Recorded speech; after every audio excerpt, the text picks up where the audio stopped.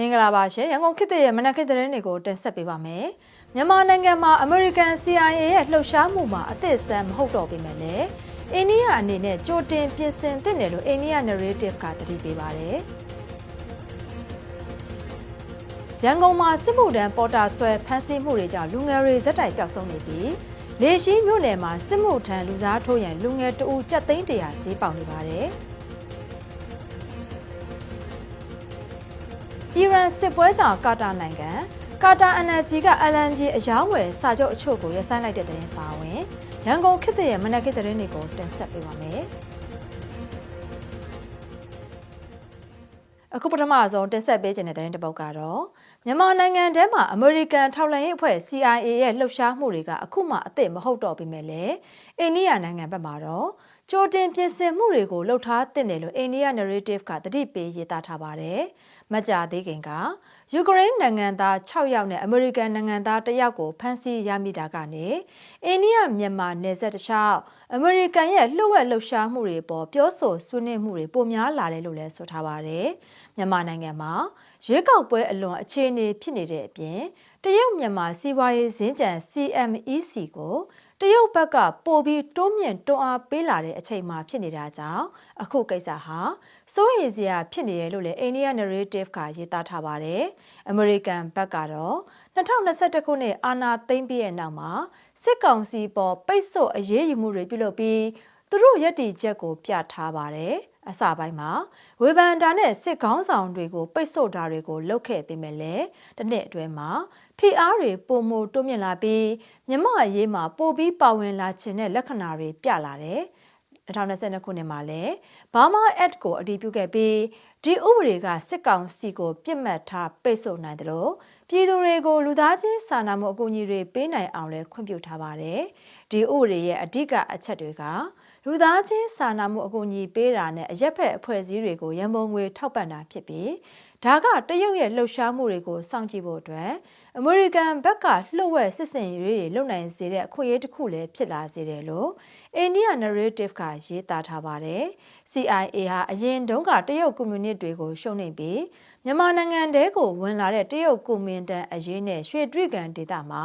မူရစ်ကွန်ရက်တွေကိုထိန်းချုပ်ရင်းတရုတ်ကွန်မြူနစ်ကိုစောင့်ကြည့်တဲ့အရေးကိစ္စတွေမှာ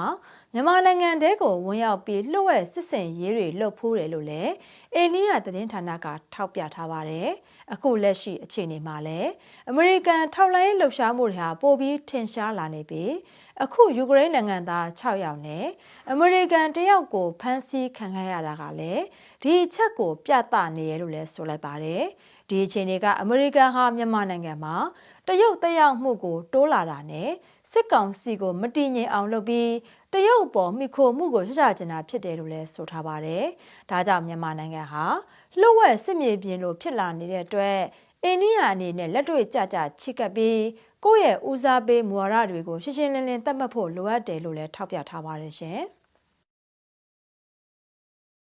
ဒီတစ်ခါမှာတော့အကြမ်းဖက်စစ်ကောင်စီရဲ့အတူအယောင်ရွေးကောက်ပွဲကနေထွက်ပေါ်လာတဲ့ဘလို့လွတ်တော်ပဲဖြစ်ဖြစ်ဘလို့အစိုးရပဲဖြစ်ဖြစ်လက်ခံမှာမဟုတ်ပဲ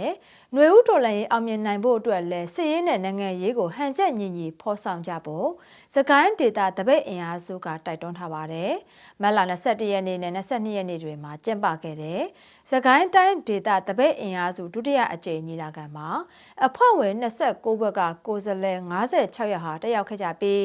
နောက်လာမဲ့တော်လှန်ရေးအဆင့်တွေအတွက်အရေးပါတဲ့ဆုံးဖြတ်ချက်တွေကိုလည်းချမှတ်ခဲ့ကြပါတယ်။ညီလာခံသဘောထားထုတ်ပြန်ချက်ထဲမှာလည်းစစ်ကောင်စီကအတူအယောင်ရွေးကောက်ပွဲကနေထွက်ပေါ်လာတဲ့ဘယ်လွှတ်တော်ဘယ်အစိုးရကိုမှလုံးဝလက်မခံဘူးလို့ပြပြသားသားပြောဆိုထားပါတယ်။ဒါအပြင်လက်ရှိနိုင်ငံရဲ့အခြေအနေတွေနဲ့ကိုက်ညီအောင်တခြားတော်လှန်အင်အားစုတွေနဲ့လည်းလက်တွဲပြီးတော်လှန်ရေးအောင်မြင်မှုတွေကိုဆက်လက်ပြီးတိစောက်သွားမယ်လို့လည်းဆိုထားပါတယ်။စကိုင်းဖက်ဒရယ်ယူနစ်မှာပေါ်ပေါက်နေပြီဖြစ်တဲ့ဂျားကာလာအစိုးရကိုလည်းလူထုကိုပုံမကောင်းမွန်တဲ့ဝန်ဆောင်မှုတွေပေးလာနိုင်အောင်ဆက်လက်တွန်းအားပေးသွားမယ်လို့လည်းပြောကြားထားပါတယ်။ဒါအပြင်တော်လှန်တစ်ခုလုံးပိုပြီးရှေ့ဆက်ကောင်းမွန်လာစေဖို့အတွက်စကိုင်းဖက်ဒရယ်ယူနစ်နိုင်ငံရေးရပ်ဝန်းဆိုတဲ့ political platform တစ်ခုပေါ်ပေါက်လာရေးအတွက်မိဖက်အဖွဲ့အစည်းတွေနဲ့ပူးပေါင်းကြိုးပမ်းသွားမယ်လို့လည်းဆိုထားပါတယ်။ညီလာခံကຫນွေဦးတော်လှန်ရေးအဆုံးဖြတ်ဟာ ပြည်သူလူထုရဲ့စီလုံးညီညွတ်မှုအပေါ်အယမ်းမူတည်နေတယ်ဆိုတာကိုလည်းအလေးပေးပြောကြားထားပါတယ်။အဲ့ဒီညီလာခံမှာလည်းကြံရှိနေတဲ့တော်လှန်ရေးကာလတွေမှာလူထုဗဟိုပြုတိုက်ပွဲဝင်သွားဖို့သုံးသပ်ပြင်ဆင်ထားပြီးလုပ်ငန်းကော်မတီတွေကိုလည်းပို့ပြီးစနစ်တကျဖွဲ့စည်းထားပါတယ်။အဲ့ဒီကော်မတီတွေထဲမှာအထွေထွေလုပ်ငန်းကော်မတီလူထုတိုက်ပွဲမြင့်တင်ရေးကော်မတီ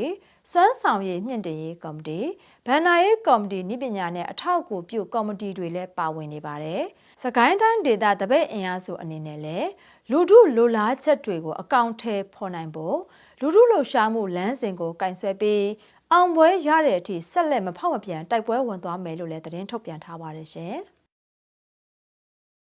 ဒီတစ်ခါမှာတော့မြန်မာစစ်အုပ်စုတဲ့ဗန္နာငွေရှာပေးနေတဲ့လုပ်ငန်းတွေကိုရပ်တန့်ဖို့အတွက်ဂျပန်ဗန္နာရေးကုမ္ပဏီတွေကိုဂျပန်မြန်မာအရက်ဖက်အဖွဲ့အစည်း9ခုကတိုက်တွန်းတောင်းဆိုလိုက်ပါတယ်။ဂျပန်ဗန္နာရေးကဏ္ဍတွေက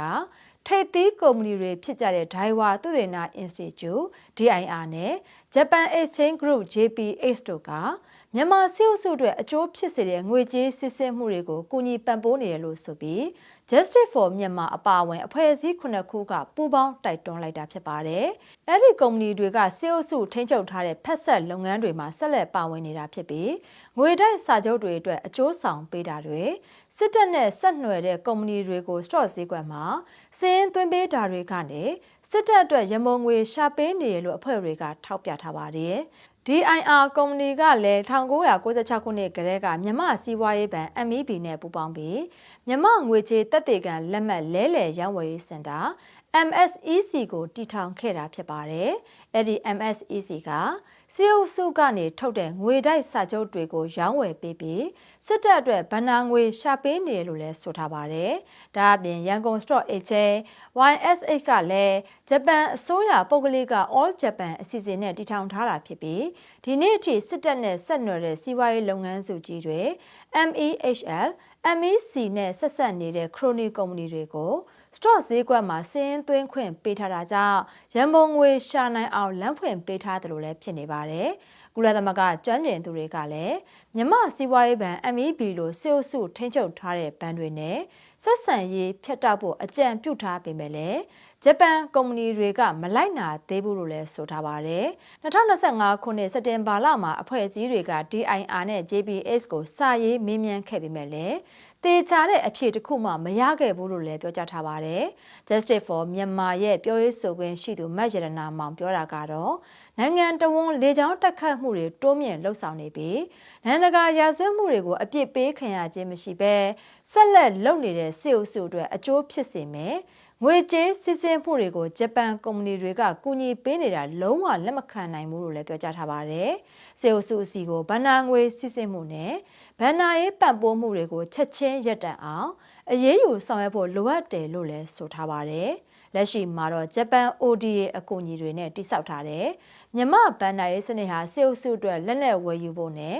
အာဏာကိုဆက်လက်ထိန်းသိမ်းဖို့အဓိကအထောက်အကူပြုနေတယ်လို့လည်းပြောကြားထားပါတယ်။ဒါကြောင့်ဂျပန်ကုမ္ပဏီတွေကိုသူတို့ရဲ့ယင်းနှိမ့်မြုပ်နှံမှုတွေပြန်လည်ရုပ်သိမ်းပြီးစစ်တပ်နဲ့ဆက်နွယ်တဲ့လုပ်ငန်းတွေကိုအမြန်ဆုံးအဆုံးသတ်ဖို့အတွက်အရက်ဖက်အဖွဲ့အစည်းတွေကဆက်လက်ဖိအားပေးနေတာလည်းဖြစ်ပါတယ်ရှင်။